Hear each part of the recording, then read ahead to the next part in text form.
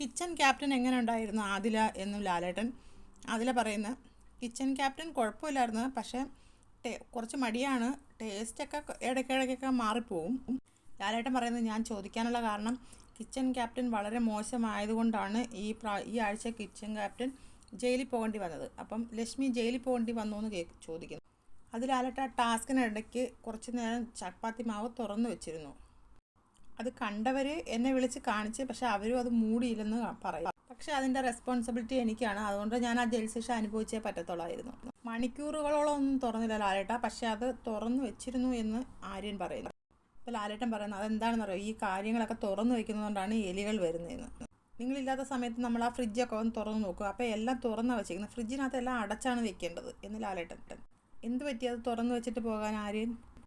അത് ലാലേട്ടൻ ഞാൻ ഈ രണ്ട് കൈ കൊണ്ട് ഇങ്ങനെ മാവ് കുഴച്ചുകൊണ്ടിരിക്കുന്ന സമയത്താണ് ബിഗ് ബോസ് വിളിക്കുന്നത്. അപ്പം ഞാൻ അങ്ങോട്ട് പോകുന്നു. അപ്പോൾ ലാലേട്ടൻ പറഞ്ഞു എലി വന്നൊന്നും, അത് എലി അതിനകത്ത് മൂത്രം ഒഴിച്ചെന്നൊക്കെയാണല്ലോ പറയുന്നത്, ആരാണ് എലി മൂത്രം ഒഴിക്കുന്നത് കണ്ടത്?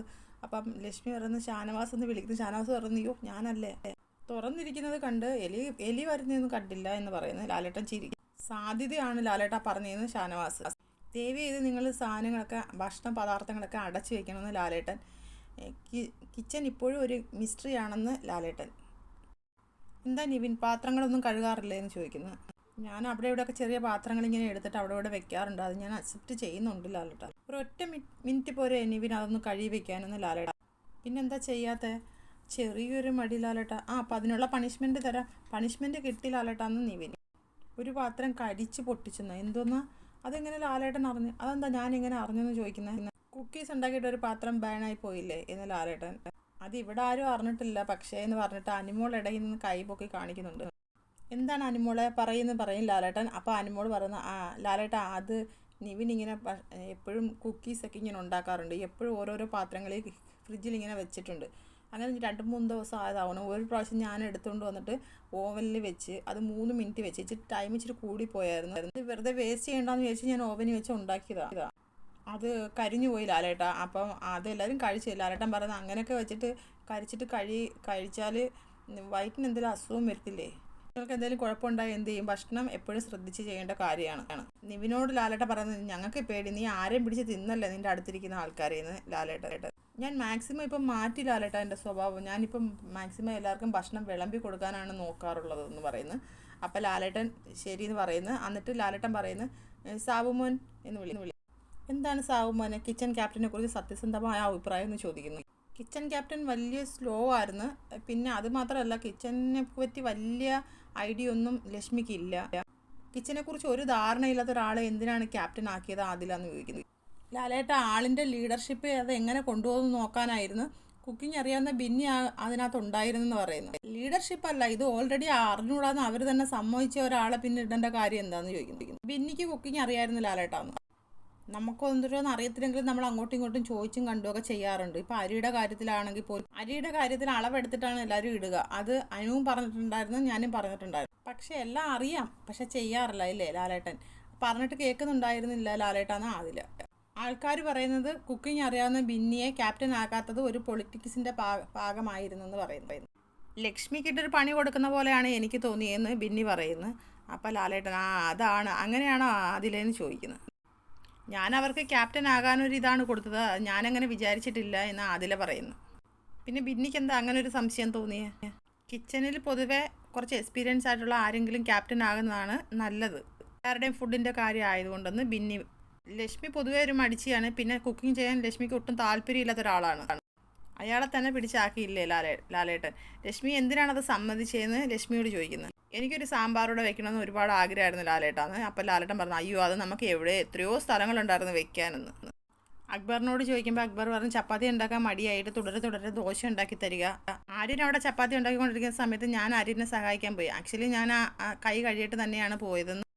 ലക്ഷ്മി അവിടെ ഞാൻ ബാത്റൂമിൽ വന്നാൽ കൈ കഴുകാത്ത ആളാണ്, അതുകൊണ്ട് ഇവിടുന്ന് എഴുന്നേറ്റ് പോകണമെന്നൊക്കെ പറഞ്ഞ് അങ്ങനെയൊക്കെ കുറേ സംസാരങ്ങളുണ്ടായി. അപ്പോൾ ലാലേട്ടൻ പറഞ്ഞു അതെന്തിനാണെന്നറിയാമോ, ചപ്പാത്തി മാവിൽ വെള്ളം ഒഴിച്ച് ദോശ ഉണ്ടാക്കാമെന്ന് വിചാരിക്കുമ്പോഴാണ് അക്ബർ ചെല്ലുന്നതില്ലേ. എനിക്കറിയാമേ ലാലേട്ട ലക്ഷ്മിക്ക് എന്നോട് എന്താണെന്ന് അക്ബർ. അപ്പോൾ ലാലേട്ടൻ ചോദിക്കുന്നത് അക്ബർ ഒരു കുത്തിത്തിരിപ്പുണ്ടാക്കുന്ന ആളാണെന്നാണോ? ലക്ഷ്മിക്ക് അങ്ങനെ എന്തോന്ന് തോന്നി. വിസലിൻ്റെ കാര്യത്തിൽ എന്താണ് അങ്ങനെ തോന്നാനുള്ള കാരണം ലക്ഷ്മി എന്ന് ചോദിക്കുന്നത്. പാത്രം കഴുകുന്നതിൻ്റെ ഇടയ്ക്ക് അനീഷിന് ആ ഒരു റെസ്പോൺസിബിലിറ്റി ഉണ്ട്. അത് അതിലെ കാണിക്കുകയും ചെയ്തു അനീഷ്. വേറെ ആരെങ്കിലും കഴുകാൻ ചെല്ലുമ്പോൾ വേണ്ട അത് ഞാൻ കഴുകിക്കോളാം എന്ന് പറഞ്ഞ് അയാൾ തന്നെ കഴുകിക്കോളും എന്ന് അടുത്ത ഡയലോഗ് പറയുമെന്ന് നിവിനോട് അക്ബർ പറയുന്നു. ആളങ്ങനെ ചെയ്യത്തുള്ളൂ. അനീഷ് എന്തായാലും അത് ചെയ്യും. അയാൾക്ക് മടിയുള്ള ഒരാളല്ല. അക്ബർ എന്താണ് ആ കുത്തിത്തിരിപ്പ് അക്ബർ? കിച്ചണിൽ 2-3 പാത്രങ്ങൾ കഴുകാൻ കിടപ്പുന്നുണ്ടായിരുന്നു. അനീഷേട്ടൻ അത് ഓൾറെഡി ആദിലെടുത്ത് പോയി പറഞ്ഞ്. അപ്പം ഞാൻ പറഞ്ഞ് എടാ അത് തിരിച്ച് വരുമെന്ന്. എന്നിട്ട് ഇത് കഴുകും. അങ്ങനെ നിൽക്കുന്ന സമയത്ത് നീ ചെന്നിട്ട് പറ ക്യാപ്റ്റൻ ഇത് ഞാൻ കഴുകിക്കോളാം എന്ന് നീ പറയുന്നു. വേണ്ട ഇത് ഞാൻ ചെയ്തോളാമെന്ന് അനീഷേട്ടൻ പറയുമെന്ന് അക്ബർ. എന്നിട്ട് അനീഷ് അങ്ങനെ തന്നെ ചെയ്തല്ലോ, അതെന്താ അനീഷ് എന്ന് ചോദിക്കുന്നു ലാലേട്ടൻ. സാബുചേട്ടൻ വന്നപ്പോൾ സാബുചേട്ടൻ കാലത്ത് എഴുന്നേറ്റിരുന്ന് സാബുചേട്ടൻ ആ പാത്രങ്ങൾ കഴുകുന്നത് ഞാൻ കണ്ട്. ഒരു ഗസ്റ്റിനെ കൊണ്ട് നമ്മളത് കഴിക്കുന്നത് മോശമല്ലേ? അപ്പം ഞാൻ പോയി ആ സാബുചേട്ടൻ സോപ്പിട്ട പാത്രങ്ങളൊക്കെ ഞാൻ കഴുകി. അത് മാത്രമല്ല ആ പാത്രത്തിനകത്ത് തിന്നേൻ്റെ കുറച്ച് ഭാഗങ്ങൾ വെച്ചിട്ടുണ്ടായിരുന്നു. അത് ആരാ ഇങ്ങനെ ചെയ്യുന്നതെന്ന് അറിയാൻ വയ്യ. നെവിൻ റെസ്പോൺസിബിലിറ്റി എടുക്കാതെ തലേ ദിവസത്തെ എല്ലാ വെസ്സിലും അവിടെ കുന്നുകൂടി കിടക്കുമായിരുന്നു. അതുകൊണ്ടാണ് സാബുചേട്ടന് അത് കഴുകേണ്ടി വന്നത്. എനിക്ക് തന്നെ നാണക്കേടായ സാബുചേട്ടൻ അത് കഴുകുന്നത് കണ്ടിട്ട്.